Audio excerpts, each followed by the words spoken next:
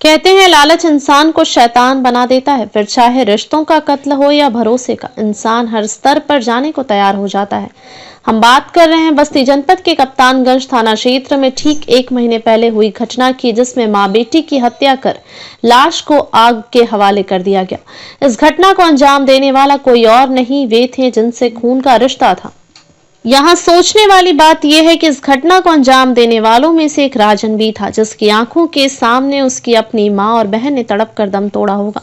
उसकी मां की बेटी सरित द्विवेदी, जिसके हाथ पीले कर मां ने कुछ साल पहले ससुराल भेजा था, अब न्याय पाने के लिए संघर्ष कर रही है। उसकी जिद है कि जब तक दोषियों को उनके किए की सजा नहीं मिल जाती, चैन से नहीं बैठेंगे। हालांकि उसने भी खुद अपनी और परिवार की जान का खतरा बताया है। हम आपको सुनाएंगे सरिता ने पूरे मामले में क्या कहा है, लेकिन इससे पहले आपको याद दिला दें कि कप्तानगंज थाना क्षेत्र के सेठा गांव में आज के ठीक 1 महीने पहले 3 दिसंबर को स्वर्गीय अवधेश उपाध्याय की विधवा 58 वर्षीय गोदावरी और उनकी 25 वर्षीय अविवाहित बेटी सौम्या की अजली लाश मिली थी। प्रथम दृष्टया हत्या कर सबूत मिटाने के इरादे से लाश को जलाने का मामला सामने आया था। पुलिस ने इस मामले में गोदावरी देवी की जेठानी शांति देवी और उनकी पुत्रवधू शिल्पा को गिरफ्तार कर जेल भेज दिया।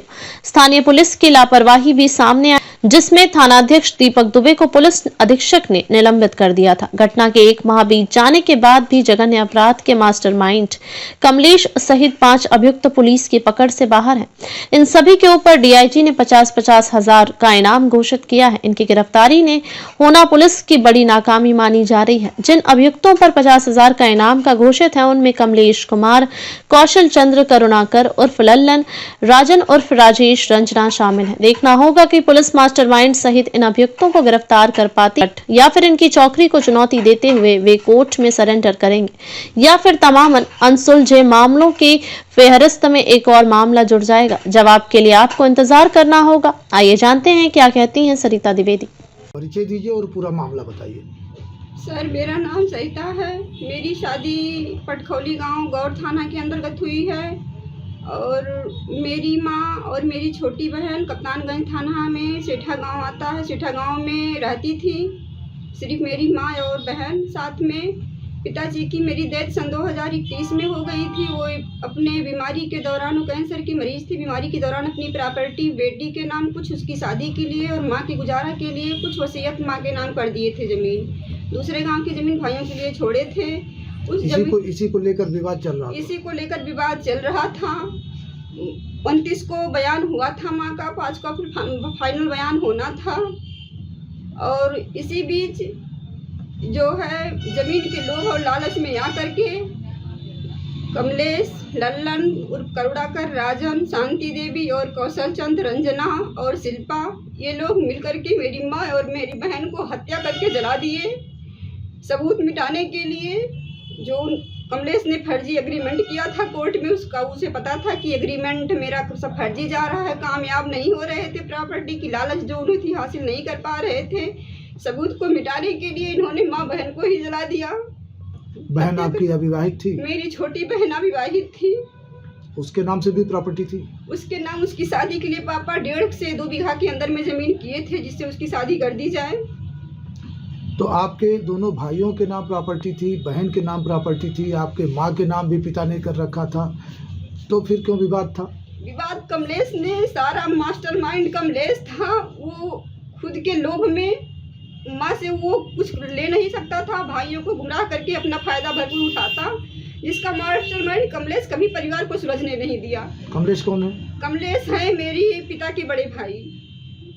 और सर जो है भाइयों, फिर उनके बहकावा में आकर के इन्होंने यही कहा कि माँ सब प्रॉपर्टी हमारे दोनों भाइयों के नाम कर दे। तो सर इस बात को लेकर माँ संतुष्ट नहीं थे कि जब मेरे रहने पर ये लोग मेरी दुर्दशा कर रहे हैं, मेरे पास कुछ नहीं रहेगा तो मुझे घर में रहने का भी अधिकार नहीं मिलेगा और मैं बेटी की शादी कैसे करूँगी। उनके पास और कोई चारा नहीं था। तो इसमें तो आपने तहरीर दी है, मुकदमा दर्ज हो चुका है? हाँ, मैंने मुकदमा कायम करवाई है सर वहाँ थाने में, जिसमें है मुख्य आरोपी कमलेश कुमार। सारा उनके परिवार ने ही घटना का मतलब इसमें जो घटना घटित है उनके परिवार के द्वारा मेरे 2 भाइयों। गिरफ्तारी तो हुई है इसमें? गिरफ्तारी सिर्फ 2 महिला की हुई है, एक कमलेश की पत्नी है और दूसरा राजन की पत्नी है। 5 आरोपी गिरफ्तार नहीं हुए हैं। मैं चाहती हूँ उनकी जल्द से जल्द गिरफ्तारी की जाए। मुझे प्रशासन से कोई उम्मीद नहीं जग रही है, कोई इंसाफ नहीं मिल रहा है। ऐसा लग रहा है कि जानबूझ करके गिरफ्तार नहीं कर रही पुलिस। सर लग रहा है कि प्रशासन कहीं न कहीं जानबूझकर गिरफ्तारी नहीं कर रही है और मुझे कोई न्याय नहीं मिल रहा है। क्या मांग करेंगी आप प्रशासन से? सर प्रशासन से मांग करूं कि जल्द से जल्द उनकी गिरफ्तारी हो और मुझे न्याय मिले। इस तरह से बेरहमी से हत्या की गई, उनको सजा दी जाए। आपने आईजी को प्रार्थना पत्र भी मैंने दिया? आईजी को प्रार्थना पत्र भी दिया है। तो क्या कहा आईजी ने? मैंने आईजी ने ये कहा कि वो जो भी अपना प्रशासन के पास उन्होंने फ़ोन किया, उन लोगों से यही इनाम रखवाया, 50,000 की घोषित करवाया उन्होंने और कहा इनकी जल्द से जल्द गिरफ्तारी हो, जिससे बाकी परिवार को भी दुर्घटना पहुंच सकती है, किसी को भी घटना घटित हो सकता है, आगे कोई घटना ना घटित हो पाए। डीआईजी ने ये कहा, लेकिन प्रशासन मुझे कुछ कर नहीं रही है। अगर यहाँ जिला स्तर पर न्याय नहीं होगा तो क्या करेंगी आप? फिर मैं जाएंगी सर, मैं क्या वहाँ मैं जाऊँगी सर मैं पीएम तक जाऊँगी मैं। ठीक है। बेबाक खबरों के लिए हमारे YouTube चैनल को सब्सक्राइब करें।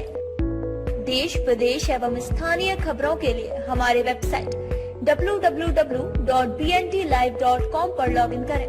साथ ही Facebook, Twitter, Telegram, Instagram, LinkedIn पर भी फॉलो कर सकते हैं। धन्यवाद।